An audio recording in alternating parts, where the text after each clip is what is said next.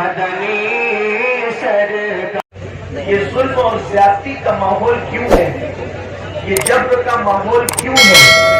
کوئی کہتا ہے حکومتیں بدل گئی اس لیے ایسا ہے، کوئی کہتا ہے حکمراں بدل گئے اس لیے ایسا ہے، کوئی کہتا ہے لوگوں کی سوچ بدل گئی اس لیے ایسا ہے، کوئی کہتا ہے لوگوں کی فکر بدل گئی، افکار بدل گئے، خیالات بدل گئے، نظریات بدل گئے اس لیے ایسا ہے۔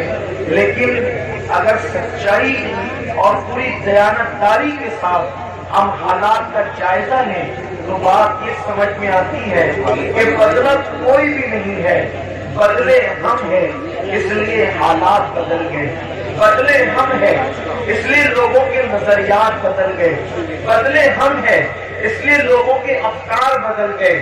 آپ کہیں گے ہم کیسے بدلے؟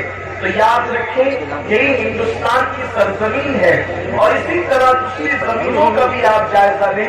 جب تک کہ مسلم جوانوں کا حال یہ تھا، جب تک مسلم قوم کا حال یہ تھا کہ اللہ اکبر، میری قوم اپنی راتوں کو اللہ کی خشیت کے ساتھ، اللہ تبارک و تعالیٰ کے خوف کے ساتھ مصلوں پر اپنے گناہوں کو یاد کر کر کے آنسو بہایا کرتی تھی، اس وقت تک مسلمانوں کی عزت کا سورج مکمل طور پر اللہ اکبر جیسے سر پر سورج انسان کے آتا ہے اور انسان دیکھتا ہے عروج کے وقت، اسی طریقے سے مسلمانوں کی عزت کا سورج مکمل طور پر بلندی پر تھا۔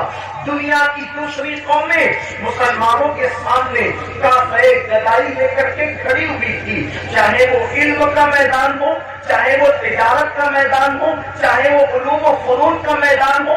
کب تک؟ جب تک مسلمانوں کی باتیں اللہ کی خشیت سے گزرا کرتی تھی، جب تک مسلمانوں کی باتیں عشق مصطفیٰ میں آنسو بہاتے ہوئے گزرا کرتی تھی، جب تک مسلم جوانوں کا حال یہ تھا کہ حسن اگر دعوت نظارہ دے رہا ہو تو مسلمانوں کی نگاہیں حیا سے چھپ جایا کرتی تھی، اس وقت تک مسلمان عزت کے ساتھ جی رہا تھا۔ اس سرزمین کا غیر مسلم بھی مسلمانوں کے سامنے اپنی نگاہوں کو جھکاتا ہوا اور اپنی پلکوں کو گویا کہ مسلمانوں کے سامنے جھکا کر کے اس کا استقبال کرتا ہوا نظر آتا تھا۔ اللہ اکبر! لیکن جب سے ہم بدلے ہیں، جب سے ہم تبدیل ہوئے ہیں، حالات بدلتے جا رہے ہیں۔ اور اچھی طرح سے سن لو، ریلیاں نکالنے سے ہمارے یہاں انقلاب نہیں آنے والا، بلکہ دنیا میں انقلاب نہیں آنے والا، تقریروں سے، کانفرنسوں سے انقلاب نہیں آنے والا، جب تک کہ ہم خود تبدیل نہیں ہوں گے، جب تک کہ ہم خود نہیں بدلیں گے، اس وقت تک انقلاب نہیں آئے گا۔ میرے پیارے آقا صلی اللہ علیہ وسلم کے پیارے دیوانوں، میری قوم کے کسی مفکر نے کہا اگر حالات بدلنا ہے تو جیل بھرو تحریک شروع کرو، حالات بدل جائیں گے۔ میں نے کہا غلط، جیل بھرو تحریک سے حالات نہیں بدلیں گے، مسجد بھرو تحریک سے حالات بدلیں گے۔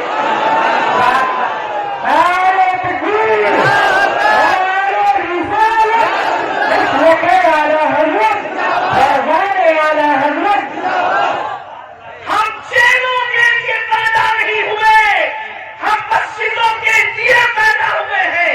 جتنی محنتیں لوگ جیل کے بھرنے کی تحریک میں کرنا چاہتے ہیں، لوگ اتنی محنتیں سچے دل سے مسجد بھرو تحریک میں کریں۔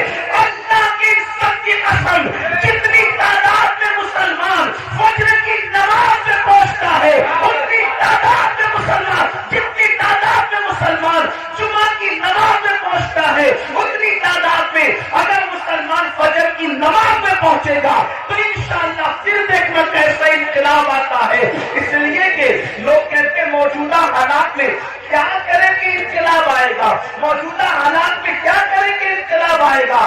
یاد رکھنا موجودہ حالات میں اللہ کی طرف رجوع ہونا پڑے گا، اس کے رسول کی طرف رجوع ہونا پڑے گا۔ وگرنہ یاد رکھنا آج جلسوں کے نام پر میری قوم ہزاروں کی تعداد میں جمع ہو رہی ہے، میری قوم لاکھوں کی تعداد میں جمع ہو رہی ہے اور ہم اس پر پھول رہے ہیں میرا جلسہ کامیاب ہو گیا، ہزاروں لوگ جمع ہو گئے، یاد رکھنا میرے نبی نے تو ایسی پبلک کا اعلان آج سے 1450 سال پہلے فرمایا تھا، شاید وہ دن تو آج نہیں آ گیا۔ اللہ کے حبیب غیب نبی صلی اللہ علیہ وسلم نے فرمایا ایک وقت میری امت پر ایسا آئے گا کہ لوگ دین کی باتیں دل کو بہلانے کے لیے کریں گے، لوگ دین کی باتیں رسمی طور پر کریں گے۔ میرے آقا صلی اللہ علیہ وسلم کے دیوانوں، دل بہلانے کے لیے ہم جمع تو ہو جاتے ہیں بلکہ دین سننے کے لیے جمع ہو جاتے ہیں، کیا دین پر عمل کرنے کے لیے جمع نہیں ہو سکتے؟ کیا دین پر عمل کرنے کے لیے ہم نہیں آ سکتے؟ اللہ اکبر۔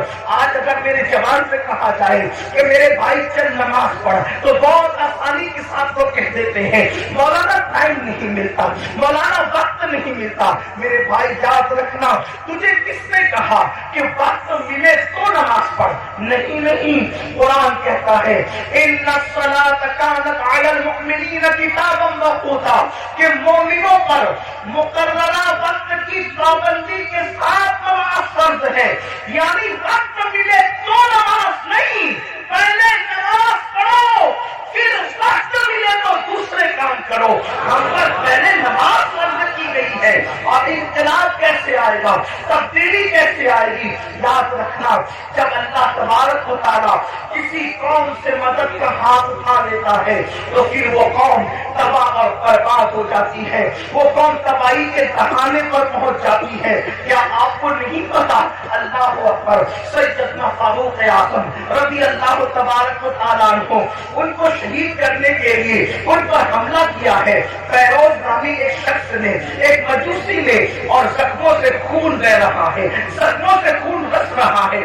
ایسے عالم میں فاروق اعظم تیمم کرتے ہیں اور تیمم کر کے اٹھ کر کے کھڑے ہوتے ہیں۔ کسی نے کہا امیر المومنین پورا وجود لہو لہان ہے اور آپ نماز کی تیاری کر رہے ہیں۔ فاروق اعظم فرماتے ہیں میں نے انہی کانوں سے اپنی آنکھوں کی ٹھنڈک مصطفیٰ جان رحمت سے سنا ہے کہ جس نے نماز چھوڑ دی اس کا دین میں کوئی حصہ نہیں، اس لیے کہ نماز دین کا ستون ہے۔ آپ مجھے بتائیں نا، آج اللہ اکبر، اگر آپ کے گھروں سے دھواں اٹھ رہا ہے، اگر آپ کے گھروں کو جلایا جا رہا ہے یا تمہیں گھر سے بے گھر کیا جا رہا ہے تو تھوڑی دیر تصور تو کرو، جو قوم اللہ کے گھر کو ویران کرتے کیا اس قوم کے گھروں کو ویران نہیں کیا جائے گا؟ مجھے بتاؤ، تمہارے گھروں میں بلڈوزر چل رہے ہیں تو تمہیں اتنی تکلیف ہو رہی ہے، برسوں سے تم نے اللہ کے گھروں کو ویران کیا ہے، کبھی یہ تو سوچا ہوتا؟ یاد رکھنا، میں کسی کی حمایت یا مخالفت کرنے نہیں آیا، لیکن میری قوم کے چلاؤ ہزاروں کی تعداد میں یہاں جو ٹھاٹے مارتا ہوا سمندر موجود ہے، اللہ کی سب کی قسم اگر محسوس کر لے کہ ہم نے اللہ تبارک و تعالیٰ کے ساتھ کتنی جفا کی ہے، جس نے ہمیں ماں کے پیٹ کے اندر خوبصورت شکل عطا فرمائی، پیدا ہونے سے پہلے ماں کے سینے میں ہمارے لیے غذا پیدا فرمائی، ماں کے دل میں ممتا پیدا کی، باپ کے دل میں شفقت پیدا کی، زمین کا فرش بچھایا، آسمان کا شامیانہ تانا، اتنی نعمتیں دی، اتنی قوتیں دی، اتنی عزتیں دی، چلنے کی طاقت اس نے دی، بولنے کی طاقت اس نے دی، حسن و جمال اس نے دیا، کھانے پینے کی قوت اس نے دی، اس نے سب کچھ دیا۔ دوستوں کے لیے وقت ہے، بیوی کے لیے وقت ہے، بچوں کے لیے وقت ہے، بھائیوں کے لیے وقت ہے، سب کے لیے وقت ہے، حتیٰ کہ اپنے کتوں کو ٹہلانے کے لیے وقت ہے، حتیٰ کہ چڑیا کوکے پالنے کے لیے وقت ہے، حتیٰ کہ طوطا مینا کو دینے کے لیے وقت ہے، لیکن وہ خدائے وحدہ لا شریک جس نے ساری نعمتیں عطا کی ہے اس کے لیے 10 منٹ کا ٹائم نہیں۔ سن لو، حالات اس سے بھی بدتر ہوں گے، حالات اس سے بھی زیادہ بگڑیں گے اگر ہم نے اپنے آپ کو بدلنے کی کوشش نہیں کی۔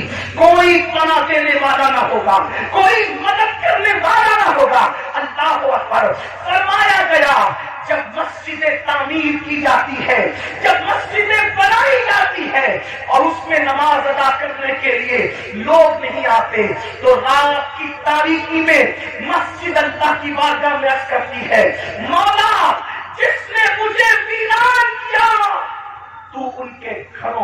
ویران کر دے. ہمارے گھر ویران کیوں نہیں ہوں گے؟ ہمارے گھروں سے آگ کے دھوئیں کیوں نہیں نکلیں گے؟ ہمارے گھروں کو زمین بوس کیوں نہیں کیا جائے گا؟ اس لیے کہ ہم نے برسوں سے اللہ کے گھروں کو ویران کر دیا. جمعہ کی 2 رکعت کے سوا ہمارے نامے اعمال میں ہے کیا؟ ایک جمعہ کی 2 رکعت. مسلمانوں کی 95% آبادی نماز کے لیے نہیں ہے. رمضان مبارک کا حال یہ ہے، تراویح سے لوگ غائب. کتنی رکعتیں مولانا کیسے پڑھیں گے؟ دوستوں کے ساتھ گھنٹوں کھڑے رہ سکتے ہو اور رب کی بارگاہ میں کھڑے بھی رہ سکتے ہو. جن کے لیے، جسم کو بنانے کے لیے ہم برابر وقت نکال لیتے ہیں. میں اپنے جوانوں سے کہتا ہوں بالکل جم کرو، وقت نکالو، لیکن یہ بھی کہتا ہوں جسم بنانا ہے تو جم جاؤ، اور اگر قبر کے کیڑوں سے جسم کو بچانا ہے تو مسجد میں آؤ.